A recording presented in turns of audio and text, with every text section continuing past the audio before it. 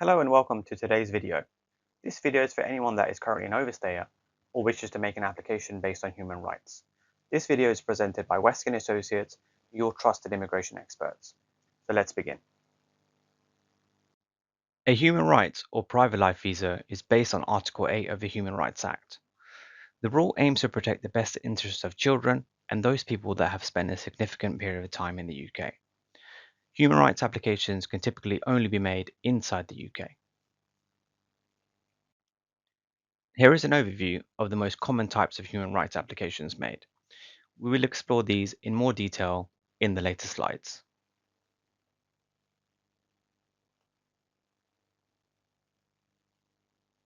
Firstly, we have the 7-year child concession.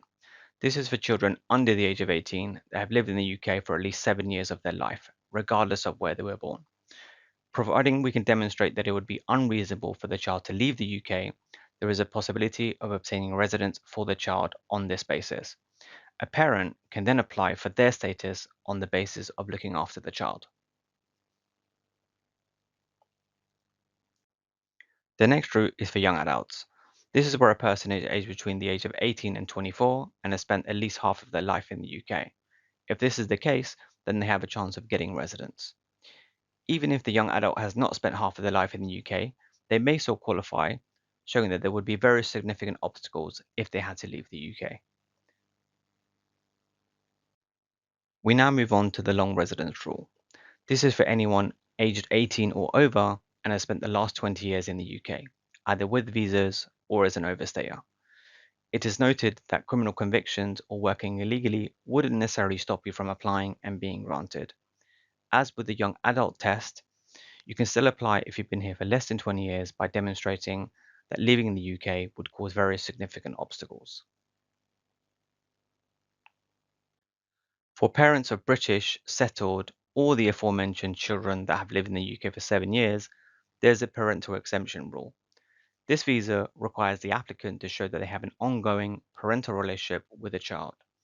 This is a 10-year track, but you can switch to a faster route later on once your visa is granted, but it will allow you to remain in the UK to look after your child.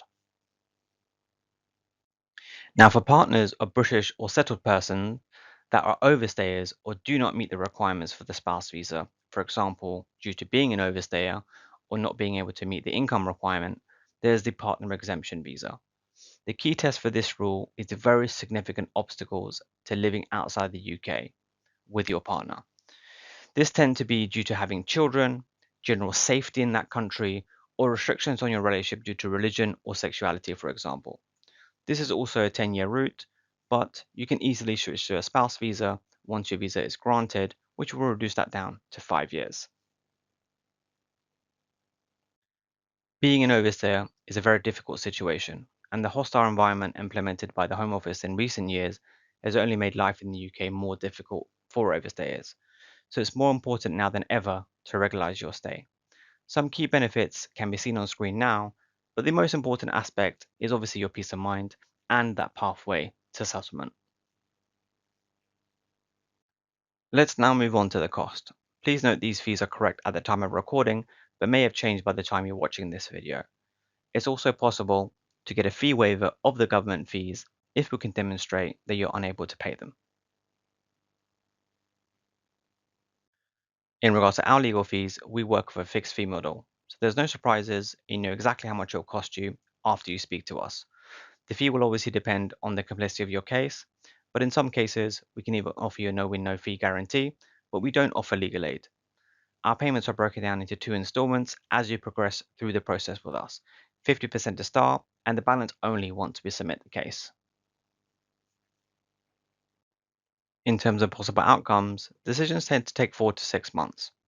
Although refusals can happen and are always unfortunate, providing your case was prepared well, then you have the full right to appeal at the Immigration Tribunal. Appeals are often have a better chance of approval as compared to the initial application due to the interpretation of the Human Rights Act by the judge. So what does your fee include?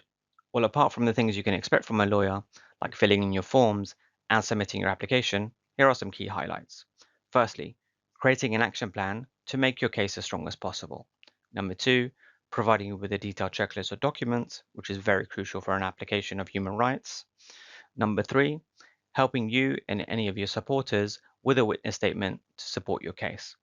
And finally, writing a detailed legal letter of representation, arguing your case using legislation, case law, and our expertise.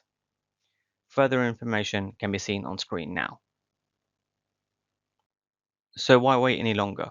Contact us today to have a free assessment call with our human rights team. They will let you know if you qualify and give you a fee quote. We can then book you in for a free online meeting with the lawyer handling your case. You can ask any questions that you have and we'll help you understand the process in more detail.